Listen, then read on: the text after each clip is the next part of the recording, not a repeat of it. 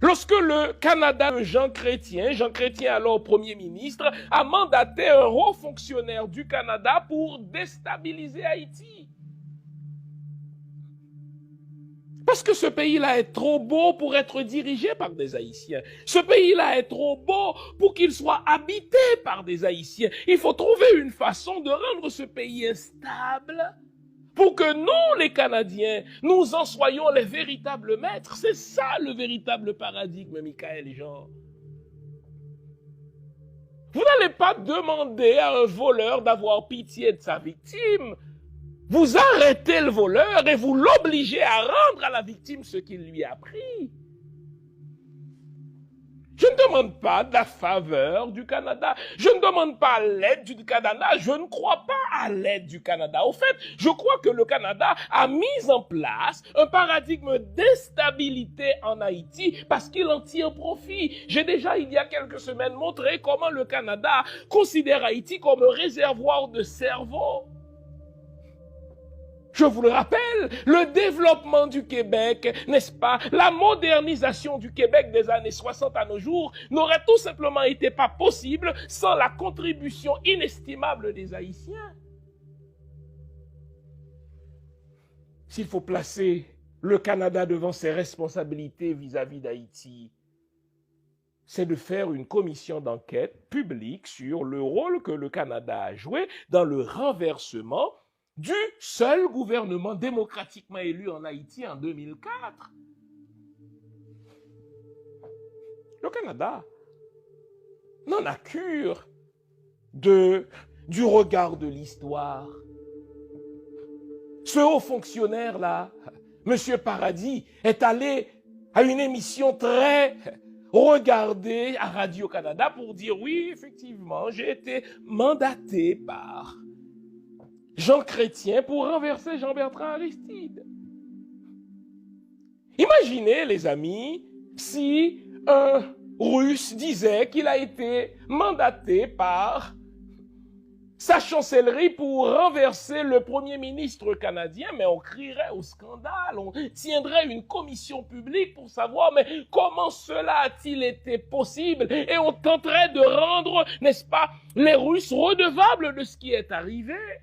Mais ce haut fonctionnaire du Canada a fait cette déclaration sur la chaîne d'État Radio-Canada à une émission très regardée, celle de Madame Dussault, 24/60, mais la journaliste n'a même pas eu la décence, ni la présence d'esprit, ni l'intégrité morale de lui dire « Mais monsieur, il s'agit d'un pays souverain. Comment vous qui croyez en la démocratie, comment vous qui croyez en la stabilité politique, comment vous qui dites croire en la paix dans le monde, avez accepté un tel mandat malsain et comment osez-vous venir dire sur une chaîne publique payée par des contribuables dont des ressortissants haïtiens? Oui, j'ai contribué à renverser un gouvernement démocratique. C'est pas un gouvernement qui m'a déclaré la guerre, ce n'est pas un pays qui m'a volé, moi, mais vous savez, à un moment donné, nous les Blancs, nous avons le fardeau de faire les choses telles que nous voulons qu'elles soient faites, ces choses-là. Alors, dans notre vision de Blancs chrétiens, dans notre vision de suprémacistes blancs, car c'est de cela qu'il s'agit, nous nous sommes donné le mandat. Putain, comprenez-vous cela? Monsieur Paradis est allé dire sur une chaîne de télévision, oui, Jean Chrétien, Premier ministre de pays démocratique, m'a demandé à moi de renverser un gouvernement démocratiquement élu dans un pays souverain qui m'a pas déclaré la guerre. Pourtant, est-ce que vous regardez à quel point le Canada de Justin Trudeau, le Canada de Mélanie Joly se déchire la chemise parce que la Russie, disent-ils, a envahi un pays souverain et veut renverser un gouvernement élu par un peuple souverain. Trouvez l'erreur. Pourquoi les Ukrainiens, eux, ont le droit de choisir le type de président qu'ils veulent? Pourquoi eux ont-ils le droit de choisir, n'est-ce pas, avec quel pays coopérer? Et puis nous, les Haïtiens, on n'a pas le droit de se donner un président démocratiquement élu. Pourquoi nous, les Haïtiens, on n'a pas le droit de commettre nos propres erreurs au point que Jean Chrétien Leblanc, du Canada, pays soi-disant démocratique, a mandaté un haut fonctionnaire du Canada pour renverser un gouvernement démocratiquement élu. Et là, il l'a dit impunément. Quel pays hypocrite! Je vous ai dit que le Canada, c'est un pays hypocrite. Vous savez, dernièrement, on a procédé à un ressortissant haïtien vivant au Canada, vous savez, pince sans rire. Pour quelle raison? Parce que monsieur, depuis le Canada, aurait contribué au renversement du président Jovenel Moïse. Vraiment.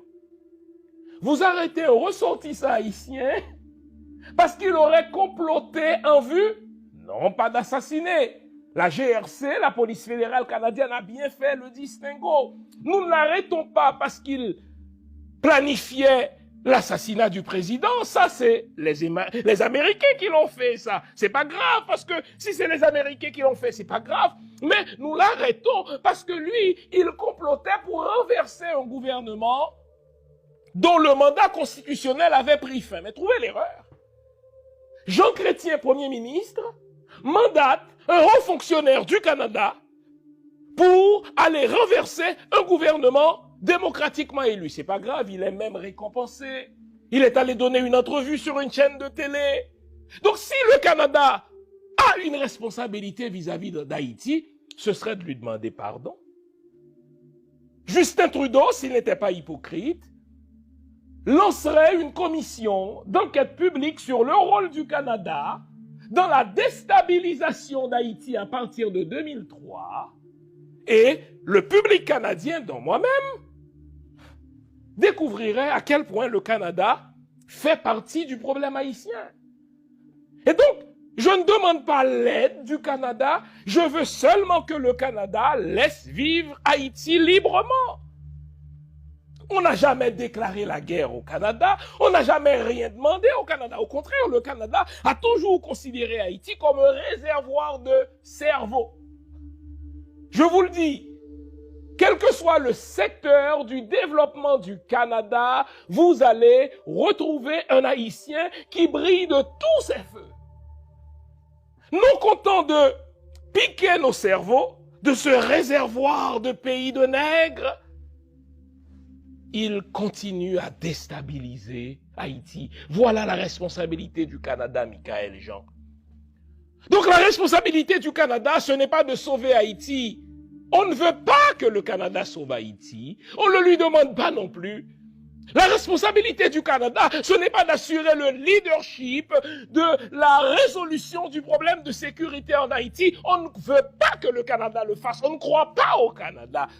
Ce qu'on demande au Canada, c'est de dire « mea culpa, mea maxima culpa, j'ai contribué à la déstabilisation d'Haïti, j'en demande pardon ». Ça, il nous suffirait. Mais faire des petits discours hypocrites quand on est Justin Trudeau, faire des petits discours hypocrites quand on est Mélanie Joly, et verser des larmes de crocodile comme si, bon Dieu, la misère d'Haïti nous tient à cœur et nous voulons résoudre le problème, personne ne croit à cela. La déstabilisation d'Haïti, le coup d'État de 2004, le kidnapping de Jean-Bertrand Aristide, le coup d'État de Préval contre les Slimaniga, le coup d'État de Michel Martelly contre le Conseil électoral provisoire, le Canada a les deux mains trempées là-dedans. Alors, Michaël Jean, soit que vous êtes naïve, et je vous aurais comprise, mais soit que vous êtes de mauvaise foi pour avoir été gouverneur général, pour avoir été secrétaire de la francophonie, pour avoir été surtout envoyé spécial de l'UNESCO.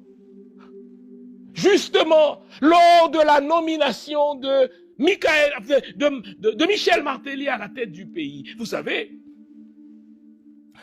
quand le Canada, les États-Unis et la France avaient décidé de nous imposer Michel Martelly comme président, malgré le fait qu'il n'était pas élu. La nomination de Michel Martelly était à ce point cousue de fil blanc que tout le monde disait que constitutionnellement, Michel Martelly ne peut pas être président d'Haïti car il détient un passeport américain. Vous savez quoi? Michaël Jean.